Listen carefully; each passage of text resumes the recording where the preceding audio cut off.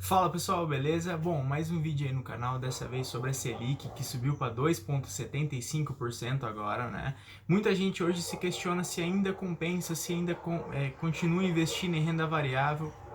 Eu coloquei esse vídeo aqui para vocês entenderem um pouquinho mais sobre uma ótica diferente, uma ótica normal de um investidor, por exemplo, em como você pode pensar e como você pode trabalhar com as coisas a partir da Selic a 2,75%. Então, assim, o que muda, né? O que mudou essa alta na Selic? A alta na Selic que não ocorria há vários anos, que vinha caindo ou se mantendo no mínima taxa, que consequentemente foi impulsionando a bolsa, né?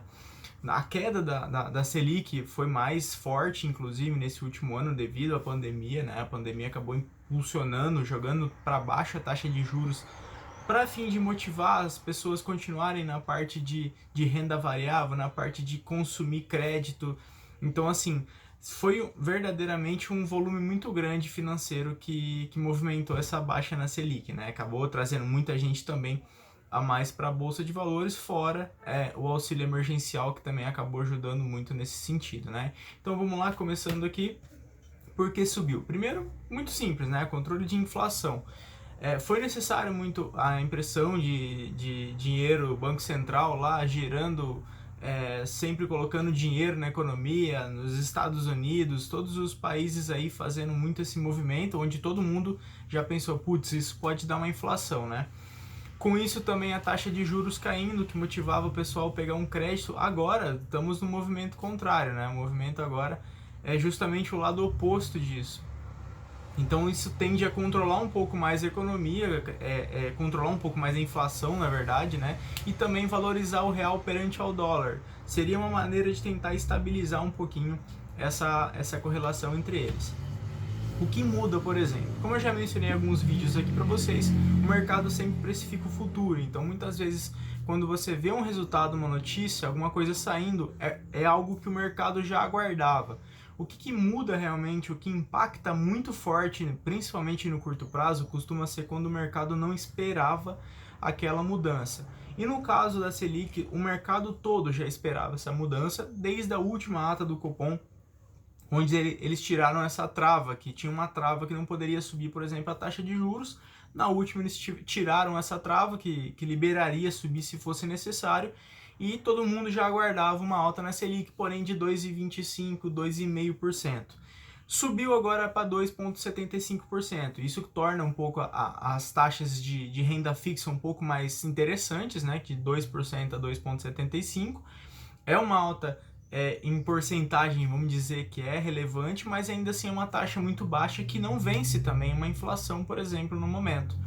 Só que esse 2,75 não é algo que justifique, na verdade, você querer vender tudo, sair de tudo que você tem em renda variável, né? Porque não é um impacto tão gritante. Fora que o mercado já havia precificado muito pouco, muito sobre essa mudança na taxa.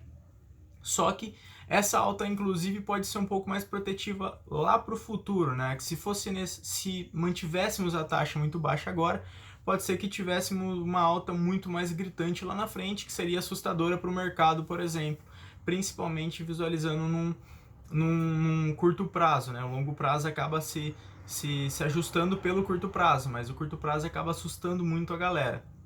Quando eu digo muito dessa parte de curto prazo, seria a galera que acaba saindo, entrando na bolsa por medo, especulação, seria muito mais esse lado, né? Porque quem faz o investimento para levar esse investimento para manter essa empresa, porque acredita, quer os resultados e vai acompanhar isso, tá um pouco mais tranquila com relação a isso, né?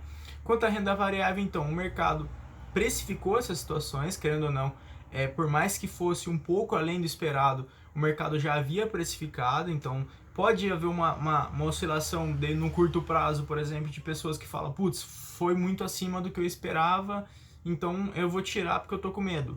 Legal, isso pode realmente acontecer, só que isso é completamente normal, que a gente está numa renda variável, né? A gente está num país onde tem várias instabilidades políticas acontecendo, muitas dúvidas quanto à segurança de investir no país, inclusive, quer dizer, mais ainda, né, dos investidores lá de fora, dos americanos, enfim, qualquer outros investidores de outros países, de trazer o dinheiro para o Brasil devido a essas essas instabilidades, né? Uma alta na Selic pode indicar que o risco tecnicamente sobe se não houvermos melhorias daqui para frente. Então, assim, essa alta na Selic, consequentemente, tende a controlar um pouco a inflação, porém, se o problema for sempre aumentando, a gente tem que manter sempre o acompanhamento sobre essas notícias, né? Se continuar e sempre não melhorar e sempre for piorando, aí é um indicador que começou a ficar ruim. Aí você tem que sempre acompanhando para fazer seus investimentos e fazer seu rebalanceamento da sua carteira. Então, assim, para pensar um pouco melhor, por exemplo, no momento de você comprar um ativo, e também, caso você tenha um ativo, muitas vezes a pessoa tem 100% de rentabilidade no ativo e não tira nem um pouco, não põe nem um pouco no bolso. Vamos dizer, pô, se eu tiver 100% de rentabilidade, eu posso pôr metade no bolso, que eu tirei tudo que eu investi, eu só tô com lucro. Então tem coisas que são medidas protetivas que muita gente, por ganância, acaba mantendo todo o dinheiro na empresa, não quer movimentar e acaba correndo mais esses riscos, né? Às vezes você está ganhando muito numa empresa, você não quer pôr uma parte no bolso, passa a ganhar menos, passa a ter uma rentabilidade menor, e aí você fica, putz, devia ter vendido, putz, e agora? Não vou vender porque agora eu tô ganhando menos. Então, é bom sempre a gente tá fazendo esse balanceamento, tá sempre protegendo o nosso dinheiro, né? Não tem como prever o futuro, tá? Então não adianta falar para vocês investe ou não investe. Inclusive, quais empresas investir, não tem como a gente saber isso. O que a gente pode fazer e deve fazer são medidas de proteção. Só que assim, essas medidas de proteção você tem que fazer com frequência, não é agora que você tem que fazer. São medidas que você tem que fazer de acordo com os seus investimentos. Você tem uma estratégia de investimentos e você continua aplicando sua estratégia de investimentos. Então, se você quer ter tantos por cento da sua carteira em um ativo, ou em renda fixa, ou em caixa, você tem que manter essa sua estratégia, porque muitas vezes o lado psicológico pode acabar te enganando, né? Você achar que um ativo vai subir para sempre ou que vai cair para sempre, tentar adivinhar um topo ou fundo, né, de preço do ativo. Então é importante a gente não tentar prever, mas sim se proteger. A gente protege o nosso capital a partir do momento que a gente tem uma valorização, ou seja, a gente garante um dinheiro no bolso, a gente estipula limites de ganho, de perca, para você poder ter uma noção melhor e uma tranquilidade, uma sanidade mental melhor, digamos assim, né? Vale ressaltar que ainda podemos ter uma queda no dólar, né? Que impulsionaria a bolsa, consequentemente, com o dólar caindo, pode impulsionar muito a bolsa, consequentemente os ativos que estão na bolsa, né? Essas situações internas nossas aqui dentro do país pode acabar influenciando, prejudicando a gente, mas as situações externas também podem indicar que a bolsa ainda é um bom negócio. Então, sendo um bom negócio, compensa investir aqui, né? A alta da Selic não muda nada? Muda, sim, muda, claro. Mas não é só a Selic que impulsiona a economia e os investimentos. Não basta a Selic subir ou cair que eu vou sair comprando ou vendendo tudo que eu tenho.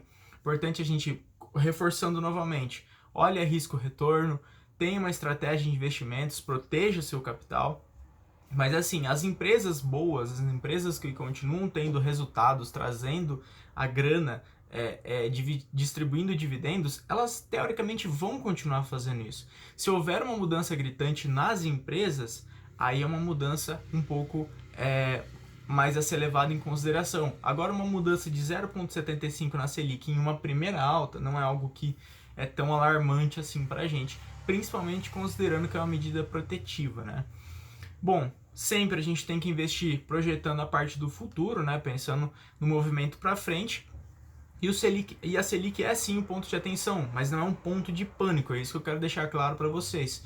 Então, se a gente olhar aqui há um ano atrás, por exemplo, a taxa Selic em março de 2020 ela estava em 3,75, são dados ali do site do Banco Central, tá? Então assim, tudo bem, a gente teve uma alta aqui, uma coisa que a gente não tinha há muito tempo, mas em 2019 a gente estava em 6,5, foi caindo meio para 6, 5,5, 5, 4,5. Hoje a gente subiu para 2,75. Concorda que enquanto a economia estava avançando lá em 2019, antes da crise, por exemplo, a nossa Selic estava em torno de 6, 5%, tá? Então assim, nesse momento com 6, 5%, a economia estava avançando e avançando muito bem. Esse é um ponto só para vocês terem como referência, caso vocês queiram consultar, tá aí o link para vocês também. E alguns exemplos de proteção para encerrar o vídeo, né? Ativos mais seguros, com perspectivas boas, que vêm gerando lucros e investe em si, são ativos bons que você pode por exemplo, levar para um longo prazo. Muita gente gosta de falar dessa parte de longo prazo e é sempre bom a gente considerar uma estratégia para o longo prazo, né? Por mais que você faça movimentos num curto prazo, você também espera ter uma rentabilidade no longo, né? Então, o que seria ativos mais seguros? São ativos que você já vê que tem uma representatividade alta na bolsa de valores, por exemplo, que vem gerando lucros, né? Que lucro não vai gerar prejuízo, né? Por exemplo, bancos grandes que a gente tem aqui na bolsa, eles vêm trazendo lucros recorrentes. Às vezes diminui um pouco o lucro, mas continua sendo lucro, entende? Ativos que pagam dividendos também é um pouco uma maneira de você, além de se proteger, né, no momento que acontece uma crise, esses ativos acabam sofrendo essa desvalorização um pouco mais devagar, porque as pessoas ainda mantêm nesses ativos pelo fato deles distribuírem um pouco desses dividendos para a gente. A diversificação também é uma forma de se proteger, né, que você pode dividir seu capital em 10% para cada ativo, por exemplo, e sendo dessa forma, quando um ativo ou outro acaba desvalorizando bastante, não é um capital muito grande do seu patrimônio, né? Independente de qual seja o seu patrimônio. A gente pode também fazer uma exposição de capital às moedas estrangeiras, então uma exposição simples seria a gente transferir o dinheiro para uma corretora americana, por exemplo, seu dinheiro estaria dolarizado, consequentemente você está fazendo uma proteção do seu capital com o dólar. Talvez com uma queda no dólar seja uma oportunidade de iniciar essa diversificação para quem ainda não tem, né?